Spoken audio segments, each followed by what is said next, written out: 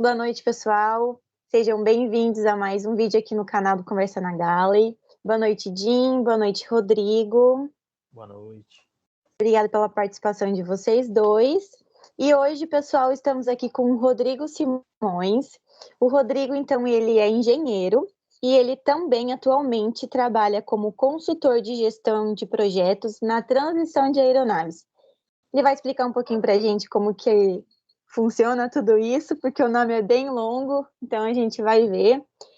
E roda a vinheta.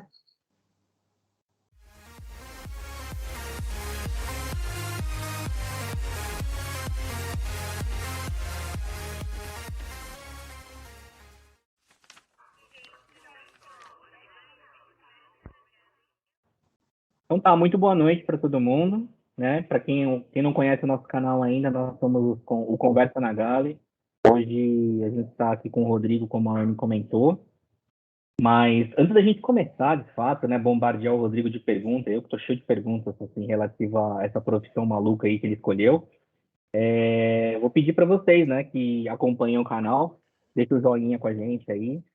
Se gostou do vídeo, por favor, deixa o like, coloca os comentários, né, pede novos vídeos para a gente, coloca sugestões aí de vídeos e ideias. E com certeza, né, vamos fazer aí um abaixo-assinado, né? Quanto mais comentários tiver, a gente promete que consegue roubar mais algumas horas do Rodrigo e chamar ele para um parte 2, se você quiser. À vontade. Eu apoio. Tá aí. Então vamos lá, Rodrigo. Já assim, sem churumelas, vamos começar já bombardeando você com as perguntas. Vamos A lá. primeira pergunta, eu acho que assim, a primeira e a última são muito de praxe, mas assim, conta pra gente, né? Conta para as pessoas que estão assistindo a gente, quem é o Rodrigo? O Rodrigo bom, profissionalmente, né? Sou engenheiro, como a Anne disse, né? Na verdade, sou engenheiro elétrico, não tem nada a ver com aviação. Então, quando eu comecei sem a intenção, né, de trabalhar na aviação, apesar de sempre ter gostado, né? E eu via, na verdade, eu via a aviação como um mundo inatingível, né? E o meu grande objetivo, a partir do momento que eu comecei a olhar com mais carinho para a aviação, era a Embraer. Só que eu via a Embraer como só o pessoal do ITA que trabalha na Embraer, né? Então eu via como algo inatingível, né? Até que um dia, na faculdade, vi um anúncio lá no mural, ainda tinha o mural na faculdade de estágio, né? Estágio não, era um programa de trainee na Embraer. Eu falei, por que não, né? Não, eu já tenho. Participei do processo seletivo e acabei entrando, não no programa de trainee, mas acabei sendo contratado como engenheiro de certificação, né? Eu trabalhei junto com o pessoal do desenvolvimento, né?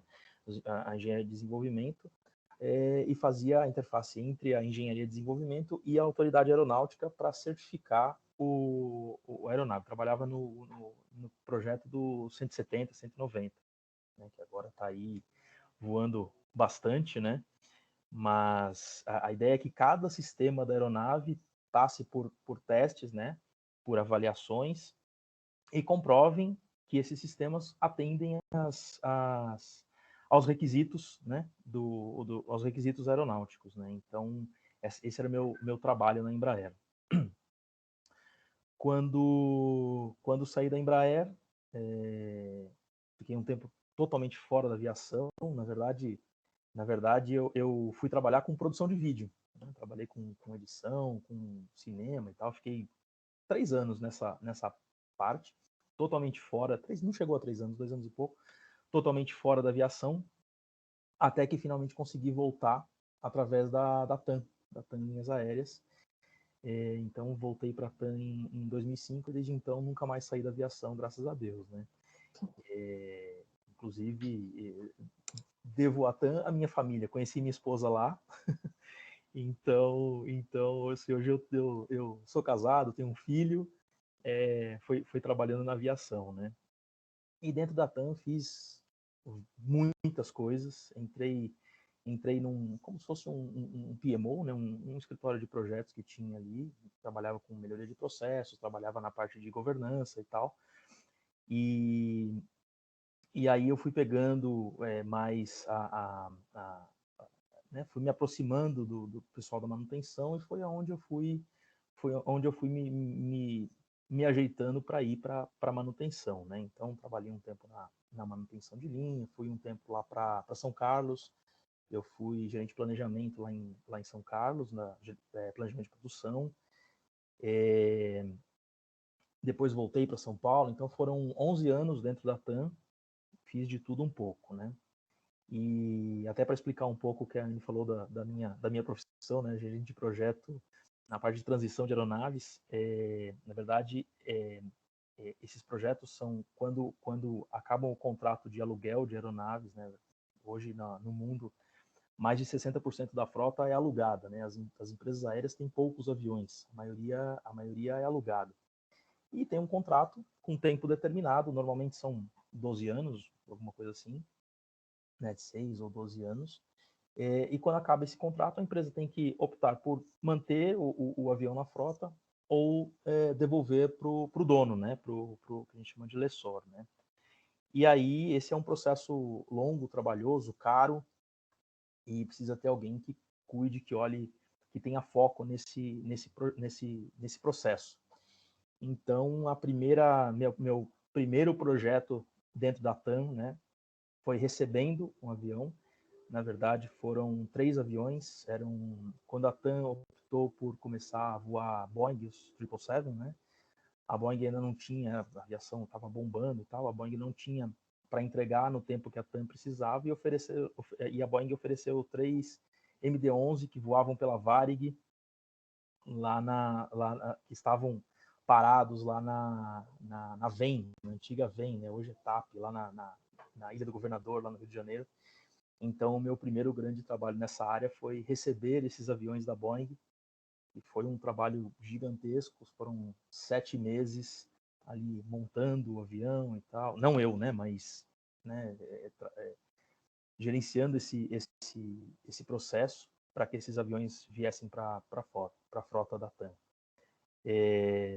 Depois disso, fui para São Carlos, aí também participei dos processos de devolução dos últimos 8 Fokker 100 que a TAM devolveu. Eles foram para o México, foram voar numa subsidiária da Mexicana, e eu fui um dos responsáveis pela devolução desses aviões, né? Fui para o México com eles, inclusive o Luiz Erivaldo, não sei se vocês falaram recentemente, foi junto comigo nesse mesmo projeto, então trabalhamos juntos em vários desses projetos. E depois disso, depois de passar por outras áreas da TAM e tal, eu acabei saindo, fui para a indústria, eu trabalhei mesmo dentro da TAM, trabalhei um tempo com equipamento de suporte em solo, né, de apoio em solo, né, GSE. Foram 4 anos ali gerenciando a frota, eram quase 4.000 equipamentos em todo o Brasil. E acabei sendo convidado por uma empresa fabricante desses equipamentos a trabalhar com eles. Então eu saí da TAM para ir trabalhar com eles, mas acabei voltando para a aviação. E aí foi quando eu montei essa empresa de consultoria, né? E fui prestar serviço, fui gerenciar projetos nessa mesma linha, né? E aí, coincidência ou não, eu acabei tendo mais clientes na Europa do que aqui. Então, em 2017, acabei indo para a Europa, fiquei lá até 2020, quando a pandemia veio e acabou com a graça de todo mundo, acabou com a brincadeira de todo mundo. E aí voltei para o Brasil, e aí agora estou aqui em projetos aqui no Brasil, né? Projetos mais menores, mas ainda assim na mesma área. Isso é um resumo da minha história. Legal. E, Rodrigo, você disse que dentro da TAM mesmo você passou por várias áreas, né? Sim. E qual foi a que mais te interessou? Que você, assim, ficou sempre um tempinho em cada uma delas? Que se fosse assim, poxa, essa aqui eu ficaria, sabe?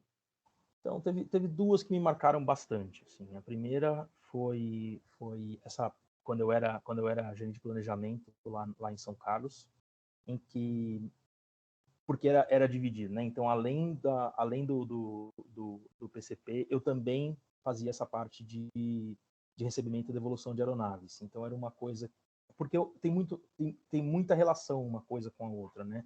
Quando você vai receber ou devolver um avião, você passa por um processo de um cheque grande, normalmente um cheque estrutural. Então era onde eu podia fazer duas coisas diferentes e ambas muito interessantes, né? E a outra área foi, por incrível que pareça, ainda que seja fora da alma da aviação, né? No GSE tive muita... Foi uma área onde eu pude aplicar, né, o conhecimento e processos da aviação dentro de uma área que não estava ligada à aviação e não era tão regulada, e onde eu tive a oportunidade de trazer um resultado para a empresa bastante significativo. Foi bastante gratificante essa passagem pelo GSE, né? Apesar de não estar diretamente ligada à aviação. Então foram as duas áreas que mais me chamaram a atenção, né? E nunca, desde 2006, quando eu recebi esses 3 MD-11 até o finalzinho, eu nunca deixei de fazer esses projetos de transição, né, de aeronaves. Então, também é uma coisa que até hoje eu faço e até hoje eu gosto muito. Tenho muito prazer em fazer isso. É bastante trabalhoso, mas me trouxe muitas oportunidades, né, de conhecer vários países do mundo, etc. Então, é bastante interessante. Olha, é tão interessante que eu não sabia que existia essa profissão, sabe, específica dentro da aviação, né? Porque a gente entrevistou tantas pessoas, tantos engenheiros, né? E assim, nunca parei para pensar que existe uma pessoa que é responsável pela entrega de aeronaves de uma empresa, né? Nossa, é muito incrível, muito incrível. Uma vez me definiram a minha profissão como, sabe, quando você aluga um carro e vai devolver o carro e dá aquela voltinha em volta do carro para ver se está tudo ok. É mais ou menos isso, só que é um processo um pouco mais longo, um pouco mais trabalhoso, né? Um processo que pode durar aí, se bem planejado, tal, pode durar até 2 anos, assim, né, de preparação e tal. Mas assim, com um avião parado em cheque, é um projeto de 40 dias a 2 meses, até mais, depende do tamanho da encrenca. Legal. Sem contar que eu posso discriminar a sua função, a sua atividade como o cara que, de fato, faz o sucesso ou o insucesso da empresa. Um acordo mal feito quebra a empresa, como a gente vê aí diversas vezes acontecendo, sem contar que a gente brinca com o ativo mais caro da empresa, né? Assim, é o brinquedo mais caro que a gente tem na empresa aérea é o avião, né? Então... É o brinquedo que faz a empresa funcionar, né? Apesar de eu entrar, vamos dizer, no final, né, do acordo, então quando está recebendo, não, mas normalmente o que dá mais trabalho é devolver, né? Então, apesar de eu entrar no finalzinho da vigência do contrato do avião, esse processo pode ser bastante caro, né? Pode trazer bastante problema para a empresa. Então tem que ser feito com muito cuidado, com muito conhecimento do que está fazendo, né? Mantendo boas relações com todas as partes, para você não, né? Porque você imagina que esse processo, você tem várias partes envolvidas. Você tem a empresa que está devolvendo o avião, você tem o MRO que está fazendo a manutenção na aeronave, que está fazendo além do cheque normal, você está fazendo todos os problemas que o dono do avião encontra, você tem que, né, a MRO tem que fazer isso, tem que fazer todo o trabalho físico, né, que é feito no avião. Então você tem a empresa que está devolvendo, você tem o MRO, você tem a empresa que está recebendo, e você tem o dono do avião nesse meio todo. Então e se você for ver, são interesses completamente divergentes, né? A empresa que está devolvendo não quer fazer nada, a empresa que está recebendo quer receber o avião novo, quanto mais novo melhor. O dono do avião, o asset é dele, né? O ativo é dele, então tem que estar valorizado, você não pode depreciar aquilo. Então, fazer esse malabarismo é muito difícil, né? É muito importante. Então eu acho que Por isso que é gratificante, né? Porque são muitas coisas para olhar, são muitos detalhes, e quando no final do dia o lessor assina lá, está aceitando o avião daquela forma, você, né, dá aquela ufa, finalmente, né? Então, mas é muito gratificante, é muito gostoso fazer esse trabalho. É verdade, tem toda a razão. Eu vou pegar um gancho do que você disse no começo, e até falando sobre a questão da introdução que você deu para gente, sobre a sua carreira, é correto afirmar que o Rodrigo entrou na aviação por um acaso?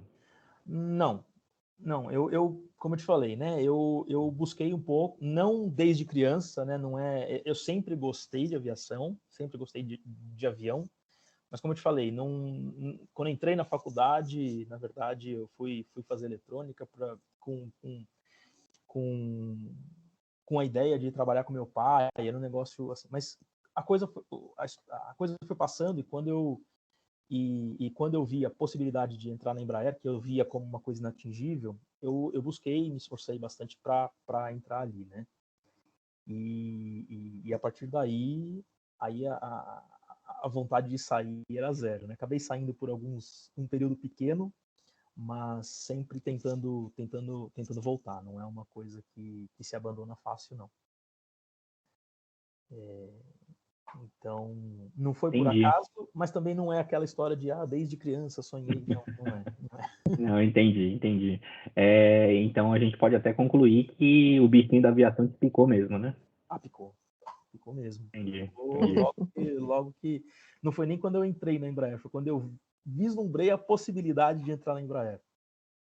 Entendi. Bacana. Eu vou emendar uma outra pergunta aqui, nesse gancho que você falou sobre essa questão de entrar nos diferentes ramos, né, que você atuou, tanto na Embraer quanto nas outras empresas e até hoje na sua própria consultoria. Você consegue descrever para a gente, para as pessoas que estão assistindo a gente, eu sei que são atividades diferentes, mas eu sei que você sempre esteve mais ou menos interligado nessa parte direcionada com o avião em si. Sim. Você consegue mencionar para a gente qual que é a diferença de você trabalhar numa provedora de aviões, por uma consultoria e numa empresa aérea? Você consegue descrever isso para a gente, a diferença entre essas três?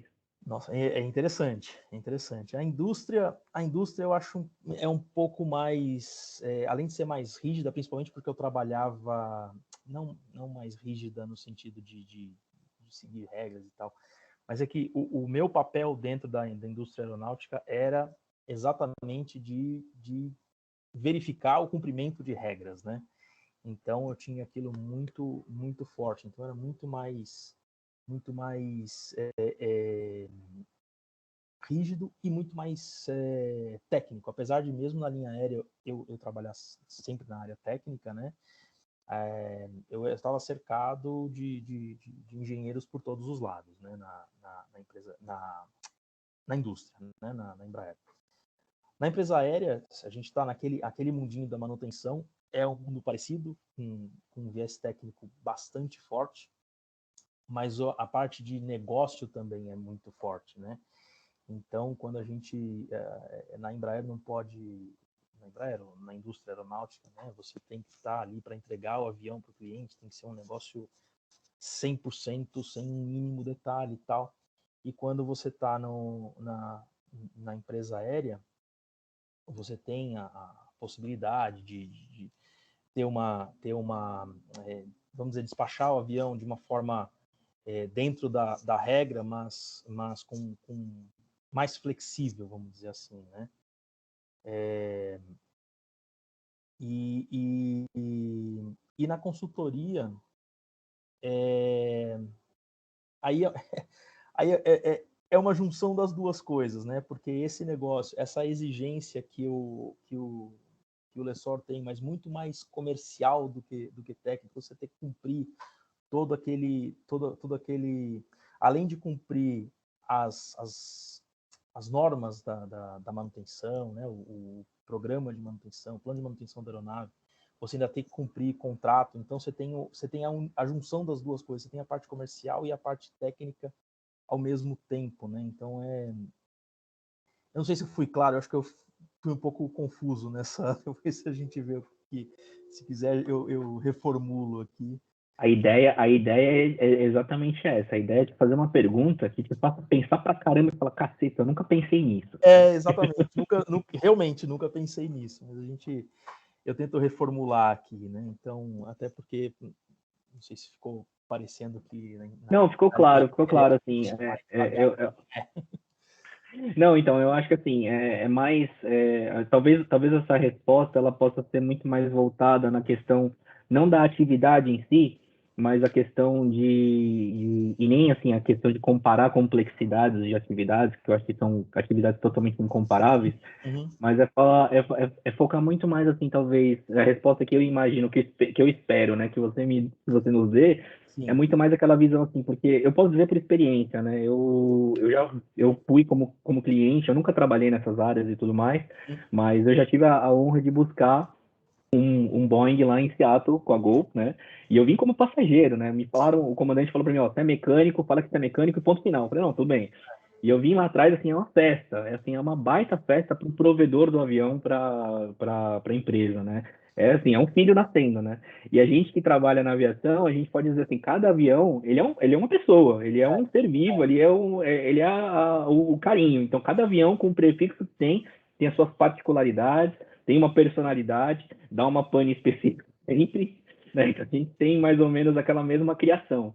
E aí, quando a gente tem um avião em mãos, a gente percebe que dentro da empresa aérea, o cuidado com o avião é muito mais assim, vamos fazer esse ativo dar dinheiro, né? Vamos despachar. Avião no chão dá problema. E aí a questão da consultoria, que era a minha dúvida, né? Assim, você como consultor, você muda o seu approach de acordo com o cliente. Se seu cliente é uma empresa aérea, se seu cliente é um lessor, você tem que mudar o seu jogo de cintura. Muda completamente. Apesar de ser o mesmo tipo de processo. Só voltando uma coisa antes, você falou, e realmente isso se aplica totalmente esse negócio de ter o filho, né? Então, tanto os MD-11 quanto, não sei se vocês estão lembrados dos A340 que a TAM voava, são meus filhos também. Eu fui buscar eles lá em Singapura em 2007, se eu não me engano. Não. O cara falou a idade sem falar a idade. Você viu só? 340 hoje já virou até panela, né? Mas eu fui buscar esses aviões também, são meus filhos lá eles voavam para Air Canada e a mesma coisa, né? Não tinha avião no mercado e tal, e a TAM acabou optando por voar temporariamente, né, os 340, então eu fui buscar eles lá em Singapura, né, nesse mesmo projeto, e eu chamava de meus filhos, né? Meus filhos beberrões, né? E aqueles quatro motores lá não são exatamente econômicos, né? Mas é isso, na verdade. Como consultor, eu já atendi todas aquelas 4 linhas que eu te falei, né? A empresa que devolve, a empresa que recebe, o MRO e o lessor. Eu já representei os 4. Então, realmente, são desafios completamente diferentes, são interesses completamente diferentes, né? E você tem que virar a chavinha, porque acabou um projeto aqui que você está devolvendo o avião. No dia seguinte, sexta-feira entregou o avião, na segunda-feira você está dentro do MRO, né, trabalhando com planejamento e tal. Acabou aquele projeto, você está recebendo em nome do lessor, que tem interesses diferentes daquele que está recebendo, da empresa aérea que está recebendo, né? Então, você tem que, por exemplo, como lessor, você tem que gerenciar os interesses da empresa que está recebendo, que quer também um avião perfeito, e você sabe que você não vai entregar um avião perfeito, né? Um avião de 12 anos tem os seus desgastes, você não está com a cabine linda, maravilhosa, você tem alguns itens ali que você não vai receber o avião daquele jeito, né? E o seu cliente vai querer o mais perfeito possível, né? E no projeto seguinte, você é aquele cara que você sabe que o lessor não vai te entregar perfeito, mas você é o cara que quer o avião perfeito, né? Então é um jogo bastante interessante, né? É um jogo, é uma coisa que precisa realmente ser muito versátil, muito flexível para entender a necessidade dessas quatro entidades diferentes, né? E é isso. Não, muito legal, muito legal. Você é o seu próprio auditor. Pois é. Pois é. E como que foi? Pode Diga. terminar. Não, eu ia dizer, eu sou meu próprio auditor, mas assim, eu sou o cara que, na verdade, eu e outras pessoas que fazem isso, né? Você tem chefe de todos os lados, né? Então, você tem o cara te exigindo aqui, você tem o cara, o seu chefe lá na linha aérea que tá te cobrando por que você está gastando isso, por que você está trocando um componente, porque às vezes o componente está aceitável pelo manual do avião, pelo AMM, mas na verdade por contrato ele não é aceitável, e para você explicar para quem não trabalha com isso, né? Por que você está trocando esse componente se aqui tá aceito, tá tudo certinho? O manual diz que pode, não, o manual diz que pode, mas o contrato diz que não pode, né? Você tem, por exemplo, a idade do avião não pode ser muito diferente da idade dos componentes que estão instalados lá. Então, se você instala sei lá, uma caixa, um computador qualquer lá, que é muito mais velho que o avião, o lessor vai lá, não, essa eu não quero. Não, eu não quero, mas está funcionando, de acordo com o manual, é plenamente aceitado. Não, mas não quero esse. Aí você tem que trocar e você tem que se justificar para o seu chefe por que você está trocando, né? Então, isso é só um pequeno exemplo das confusões que dão, reparos estruturais, reparos que estão ali bem feitos, mas falta uma vírgula no registro do manual. Você não colocou de que material é feito o rebite que você colocou lá. Tem que refazer o reparo. Não, mas como refazer o reparo? Vai atrasar 20 dias o avião. Sinto muito, você não está dizendo aqui que material que é o rebite que você usou, o reparo não tá certo. Não é fácil não, viu? Esse jogo de cintura. Meu Deus. Mas, Rodrigo, o que te levou a sair da empresa e criar sua própria empresa da mesma coisa, né? Só que a gente pode falar que você é seu chefe, mas você tem outros chefes, né?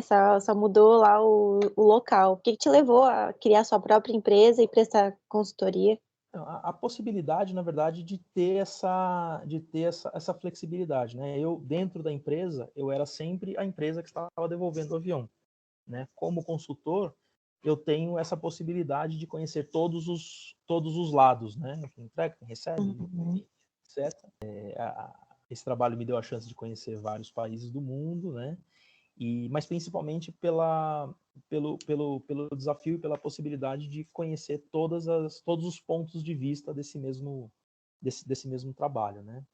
Ou seja, o que eu expliquei antes, né? Receber, devolver, ser o executante, ser o dono do avião, ter todos esses pontos de vista. E eu acho que a parte mais difícil, assim, pelo meu ponto de vista, vendo isso, a parte mais difícil de você ter a sua própria empresa é que é tudo você que tem que ir atrás, né? Lá dentro, por exemplo, da Embraer ou da TAM, né, especificamente, eu acho que você tinha empresa que te dava já um caminho para você percorrer. Eu brinco que o consultor é um eterno desempregado, né? Você está sempre procurando emprego. Você... falta 20 dias para acabar esse projeto. Vamos procurar outro porque a É conta verdade. continua chegando, né? Então eu brinco que desde 2016 que eu tenho, né? Que eu tô com a minha consultoria, eu falo que Uhum. eu sou um eterno desempregado, né? Tá sempre... Quanto mais, melhor, né? Um ponto que eu acho que seria legal a gente comentar aqui também para as pessoas que estão assistindo a gente, Uhum. e interessante quanto à sua profissão em si, você consegue mensurar para a gente, né, ou falar para a gente um pouquinho da questão de cada um desses 4 grupos que você citou, Uhum. assim, como é que eles se interrelacionam, né? Como é que funciona esse conceito da gente, como começa, na verdade, uma discussão, né, de uma negociação, existe o interesse de uma empresa que precisa do avião e tem o lessor que quer oferecer aquele avião, existe a própria MRO, né, ou a empresa mesmo já tem departamentos de manutenção para fazer esses tipos de reparos iniciais.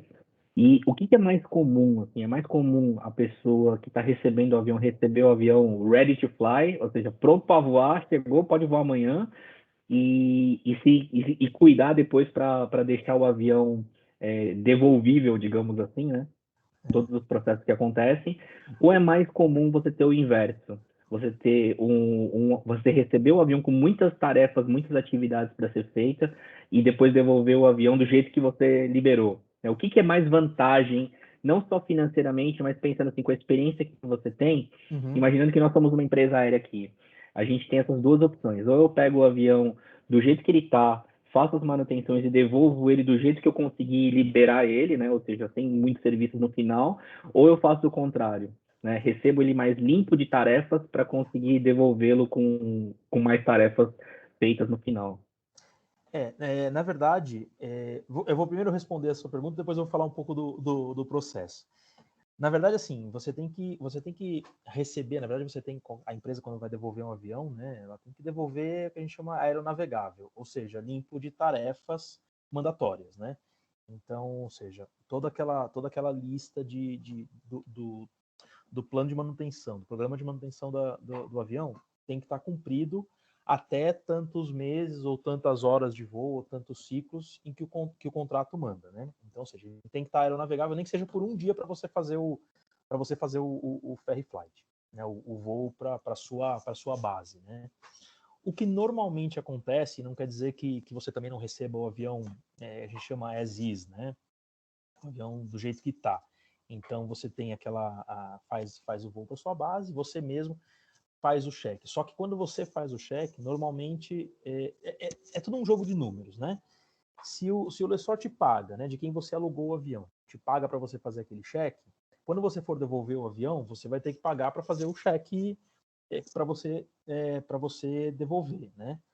Então, normalmente você recebe o avião limpo. Né? Então, o que você vai fazer é a adequação daquele avião para a sua operação. Ou seja, o número de poltronas, a configuração de assentos, algum sistema que você usa e que o operador anterior não usava, algum sistema de entretenimento diferente que o outro operador não usava.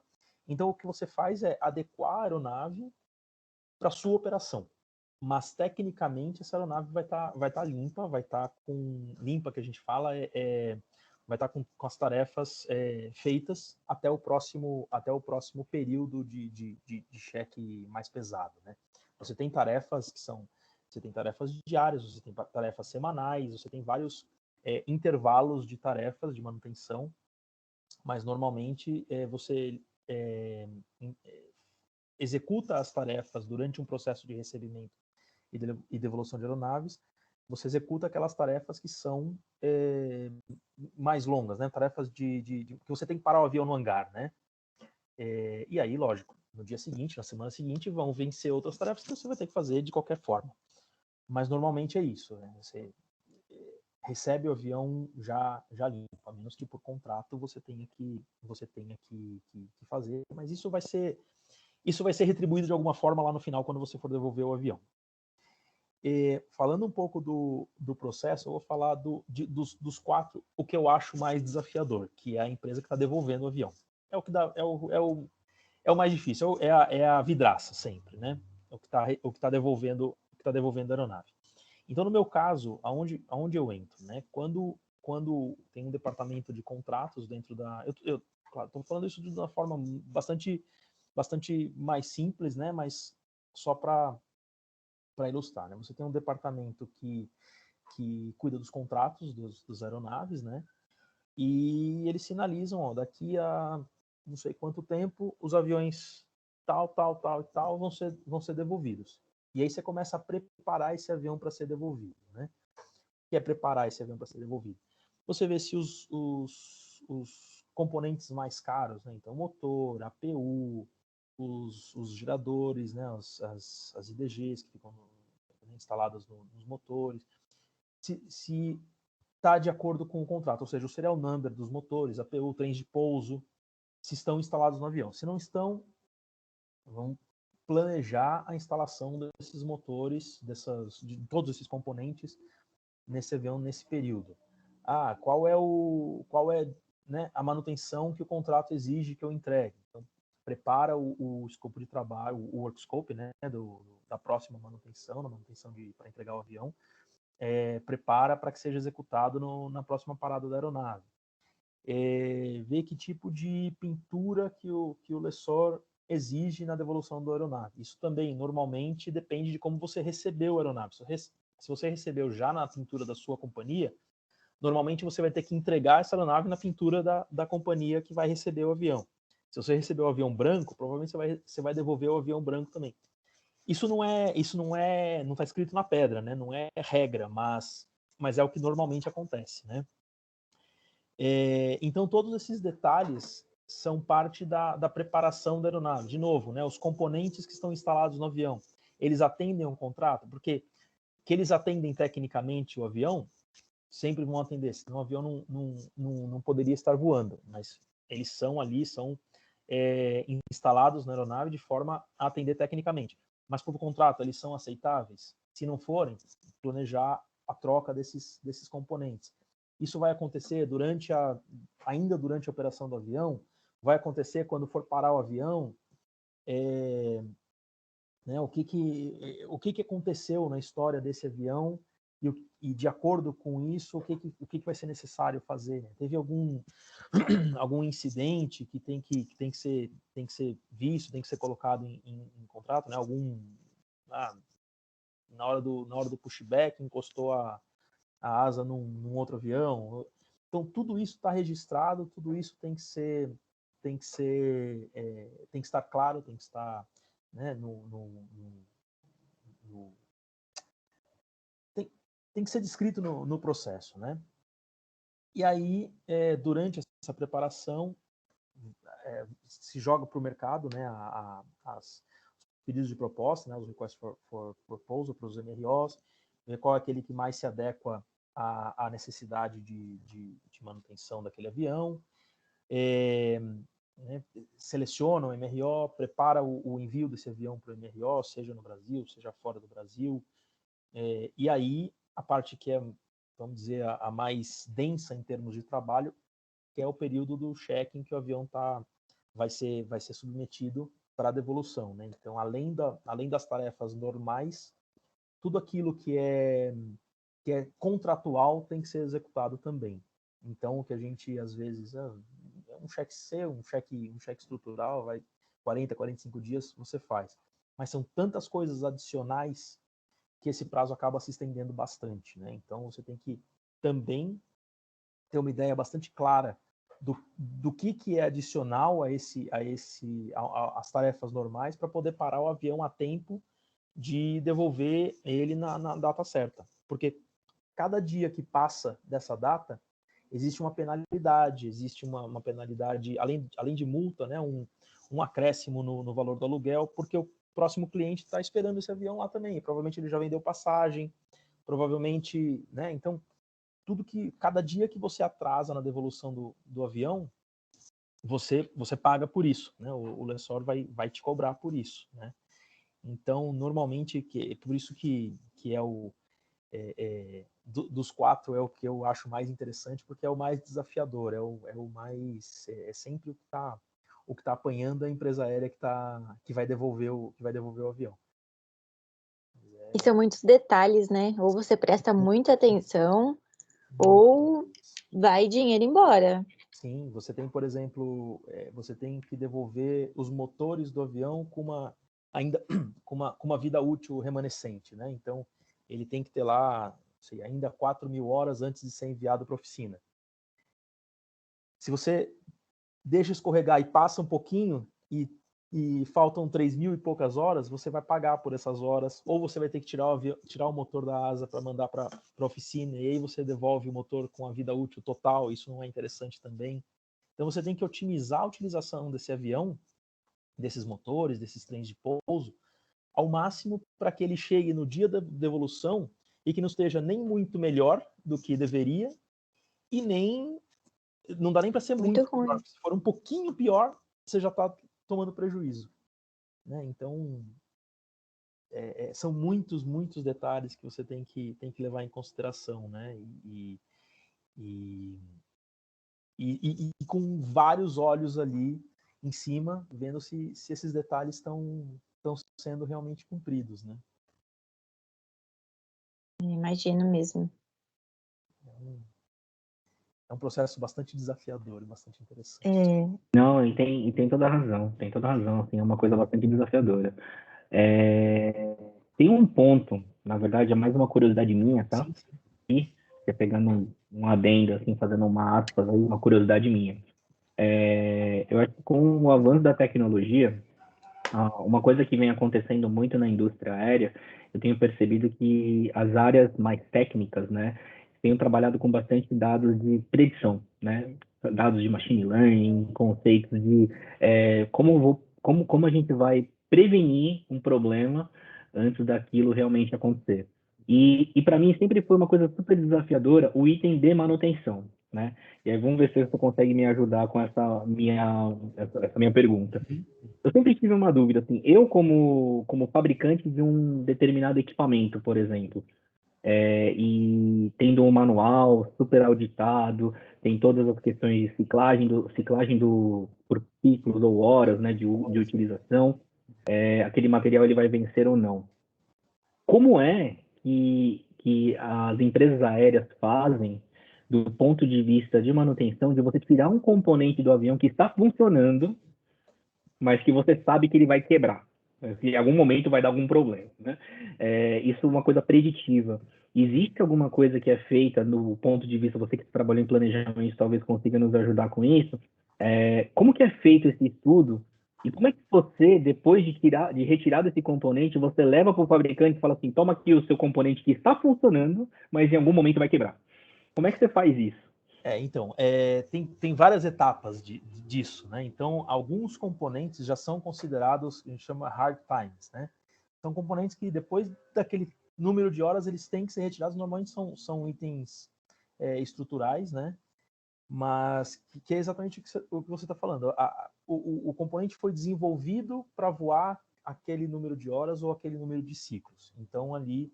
E aí, isso pode progredir. Vamos dizer, é um projeto novo, um avião novo que surgiu no mercado, né? Então, aquele é feito com uma margem de segurança maior. À medida que aquele componente vai sendo estudado e tal, esse intervalo pode ou não ir aumentando, né? Depois existe os componentes on condition, que aí você espera eles desgastarem, espera eles quebrarem. Normalmente está muito relacionado a qual é o nível de segurança que aquele componente traz. Então, como é que eu vou te dizer? Não me vem à mente agora mas um componente que não afeta de forma nenhuma a segurança. Você espera ele quebrar e acabou. Por uma questão econômica, existe também, como você mencionou, né, uma questão preditiva, né? Só que aí é um estudo que não só a linha aérea faz, mas existem bancos de dados que o fabricante da aeronave detém, né? Que ele recebe informações de todas as companhias aéreas que operam o avião, todas ou aquelas que têm interesse, né, em fornecer essas informações para eles consolidam aquilo num banco de dados gigantesco para que as outras companhias tenham acesso e consigam desenvolver exatamente essa questão da predição, né, de saber se vale a pena você remover aquele componente antes dele quebrar, qual é o dano que aquilo vai trazer para outros componentes se ele quebrar durante a operação, né?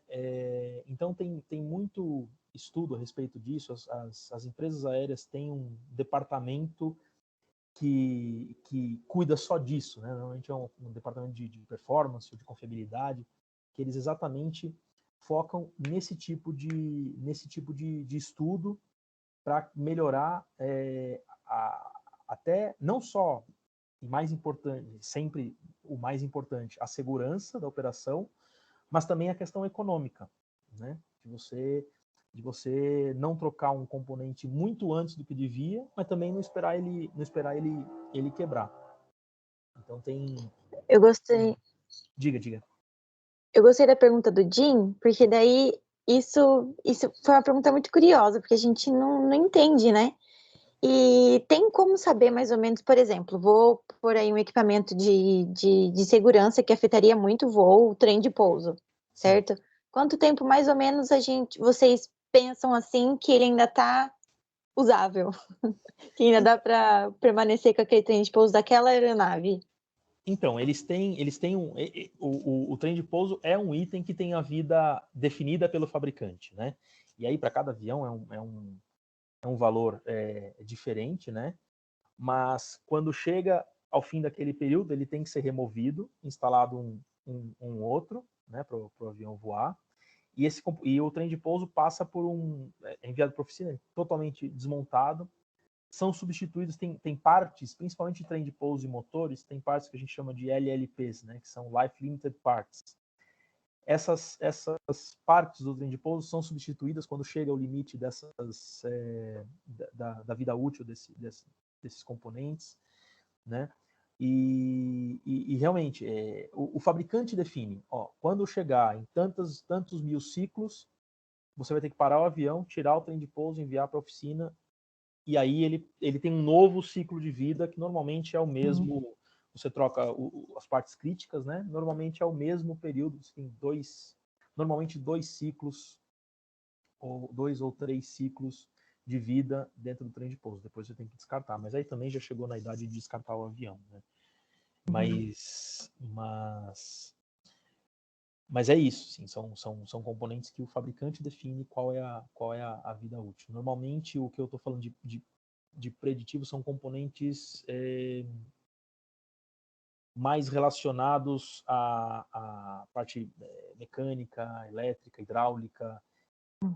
Pode estar trazendo algum tipo de problema na operação, alguma interrupção, algum atraso, alguma coisa assim. E aí é estudado para que sejam substituídos, né, antes deles quebrarem, mas não muito, né? E você nunca teve essa curiosidade de estar lá do outro lado, de pilotar uma aeronave? Não só tive, como eu cheguei a fazer curso, eu cheguei a voar algumas horas, Legal. mas faz muito tempo. E só que assim, eu já tinha passado da idade de levar isso como uma profissão, e como hobby é um hobby caro, né? Então eu acabei parando, mas é um negócio que eu gosto muito. Assim, cheguei a voar, brinquei bastante e tal, mas acabei não dando continuidade. Mas eu gosto mais de Ficar por trás, né? ficar por trás, ficar na manutenção ali, nos bastidores da coisa. Bacana. Bom, a gente já está chegando, né, no fim do nosso voo aqui. Jeans, tem mais alguma pergunta para fazer para o Rodrigo? Eu quero fazer a última pergunta para ele. A última pergunta antes de você encerrar com chave de ouro. Até porque, assim, pô, o cara tá doando a hora dele aqui pra gente, né? Então a gente tem que extrair o máximo possível que a gente tem aí, né? Então vamos sempre aproveitar. Um ponto, na verdade, Rodrigo, eu queria levantar aqui para você. Deixa eu ver passar aqui, eu faço a pergunta. O ponto que eu queria levantar aqui contigo, só para encerrar pelo menos a minha parte das perguntas, é assim, entrar nesse ramo que você trabalha, né, que você trabalhou, com toda essa experiência que você citou, você acha que é um mercado exclusivamente para engenheiros? Ou você acha que isso é possível, pessoas de outros departamentos ou pessoas com outros ramos de atividade conseguirem também migrar para essa área? Né? Ou qual é o caminho, na verdade, que você pode dizer assim, para a gente, como se tornar, na verdade, um responsável pelo recebimento e devolução de aeronave, como que a gente pode ter todo esse conhecimento, né, sem ser engenheiro, né? Qual é a dica que você dá para a gente nesse ponto? Eu acho, bom, antes de tudo, é muito importante ter o conhecimento técnico, né? Então, sendo engenheiro ou não, é importante ter o conhecimento técnico da aeronave, né? Então, eu conheço muita gente que começou como mecânico, né? E hoje está fazendo isso, né? Mas, mais do que isso, tem que ter um autocontrole muito grande, porque a pressão é muito forte, né? Como eu disse, é muito dinheiro envolvido e muitos interesses divergentes, né? Então assim, tem que ter o gosto pela área técnica, tem que gostar não só o gosto, mas o conhecimento, né? ter esse autocontrole fundamental, e eu já vi outras pessoas aqui falando, fundamental ter o inglês. Então, se você está pensando em entrar na aviação, inglês é fundamental, né? Então, ter isso também. Ter uma capacidade de relacionamento, de negociação, e maleabilidade, de lidar de novo, com interesses divergentes, também muito importante. Não adianta ser um técnico excepcional e não conseguir argumentar, não conseguir ter uma discussão em todos os níveis, né? Então você vai falar desde do mecânico até o presidente da empresa, né? Então, das empresas, né? Então é muito importante você ter essa flexibilidade de saber lidar com todos os níveis hierárquicos das empresas. Ter flexibilidade para viajar é importante, porque é muito tempo, são projetos muito longos e normalmente né, longe de casa, né? Dificilmente as empresas vão selecionar sempre o mesmo MRO, que é aquele que está ali do lado da sua casa, né? E em São Paulo, por exemplo, não tem, né? Então você tem ali em São Carlos, tem Campinas, tem BH, tem vários, mas assim, sempre, cada hora é num local diferente, né? Isso eu estou mencionando só aqui perto de São Paulo, né? Quando você pensa em mundo, é mais ainda, né? Então, com o mesmo cliente lá na Europa, eu tive projetos em França, Holanda, Espanha, República Tcheca, Rússia, na mesma companhia, no mesmo cliente, né? Então tem que ter essa flexibilidade também. E principalmente ter o gosto pelo que faz, porque é uma coisa que tem que além de saber, de gostar, tem que ter muito gosto pelo que faz. E isso, para quem está na aviação, essa é a parte fácil, né? Porque depois que você trabalha pouco tempo na aviação, a paixão vem fácil. Concordo, vem fácil mesmo. Quando você começa a conhecer, né? E aí você se encanta, o bichinho da aviação já te pica, não tem cura, não tem vacina, não tem nada. Não, e quanto mais você busca em áreas diferentes, em saber como funciona, como eu falei, né? Trabalhei um tempo na parte de aeroportos, lá de ground handling e tal. É um mundo que eu não conhecia, não fazia ideia, e é um negócio tão enorme, né? Com tantas variedades também. Então a gente acha às vezes que a aviação é ali, né? É o check-in, é a tripulação, chega ali, pega a mala e vai embora, né? Só que são tantas coisas tão diferentes que acontecem dentro da aviação, que quanto mais você busca, quanto mais você né, vai atrás para aprender e tal, mais você se apaixona. Sim, exatamente. E é por isso que a gente falou, né, do início lá do nosso quadro para você, porque assim, meu, eu particularmente, o Jim já trabalhou muito tempo e trabalha em empresa aérea, então ele já tem esse conhecimento de manutenção, aeronave, como que a empresa busca uma aeronave. Eu não tinha conhecimento nenhum, não sabia como fazia, não sabia que tinha uma pessoa específica, né, como eu falei anteriormente. E quanto mais você vai fuçando assim dentro da aviação, você vai achando. É uma coisa linear. Uma coisa leva a outra até chegar no passageiro embarcando com o avião. Exatamente. Né? Mas por trás aconteceu muita coisa. Exatamente. É só o que a gente vê é uma pontinha tão pequena, né? É a pontinha do iceberg.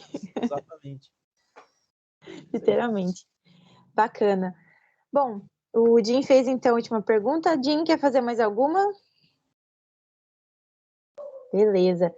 Rodrigo, eu vou então pedir para você deixar uma mensagem para os nossos inspiradores aqui do Conversa na Gala, uma mensagem mesmo de apoio, de inspiração para aquelas pessoas que querem ingressar na aviação agora, aqueles que estão procurando emprego, né, estão precisando se recolocar aí na profissão, né, então a gente sabe que está um pouquinho difícil, mas as coisas estão começando a melhorar, né, tá dando tudo certo até agora, então deixe uma mensagem sua para eles, o que você pensa, o que eles podem estar fazendo. Realmente a a pandemia deixou, além das vítimas da própria doença, deixou muitas vítimas da aviação com relação ao trabalho, né? E eu tenho sido uma delas também, porque como autônomo, né, a carga de trabalho diminui porque as empresas aéreas pararam, né? Mas o importante é manter a fé, e isso não é eterno, né? A gente está vendo uma curva de melhora bastante acentuada nos últimos, vamos dizer, nas últimas semanas. Então, vamos manter o foco, não desistir da aviação. A aviação é uma paixão que a gente não pode deixar para trás, né? Então, aquele que ainda está buscando, que está procurando e tal, mantenha o ânimo, e a gente vai chegar lá. E sempre se mantendo atualizado, nunca deixe de estudar também, seja qual for a área, né? Então até o que precisa, né? Então realmente também manter sempre atualizado, né? Assim como um médico precisa se manter atualizado, quem está nessa área também, que é uma área que está sempre mudando, sempre crescendo, normas sempre alterando, né? Regulamentos e tal. Então a gente tem que sempre estar por dentro de tudo que está acontecendo, para não sair do mercado, né? Para não ser esquecido, para não estar desatualizado e ficar obsoleto, né? Então manter o foco, manter a esperança que a coisa vai melhorar. Legal, vai melhorar para todo mundo, a gente acredita nisso também. Então, a conversa estava muito boa, Rodrigo. Gostei muito de conhecer da sua profissão, do que você faz, como funciona todas as coisas. E Bruno Din, é que eu li aqui o nome do Din, tá? O nome dele completo, agora que eu vi. Ai. Nem a minha mãe me chama de Bruno. Bom, quem não sabia que seu nome era Bruno, agora já sabe, né? Bom, Rodrigo, obrigado pela sua participação, pela doação do seu tempo. Imagina, foi um prazer enorme. Por conversar então com a gente, falar um pouquinho sobre você, sobre sua profissão, gostei bastante. E, Jim, não vou conseguir agora, eu vou sempre levando Bruno. Obrigada por acompanhar a nossa entrevista. E é isso, gente. Curta então, não esqueçam de curtir o nosso vídeo, de compartilhar com os amigos. E comenta aqui embaixo também se vocês gostaram, se vocês curtiram bastante. E é isso, até a próxima.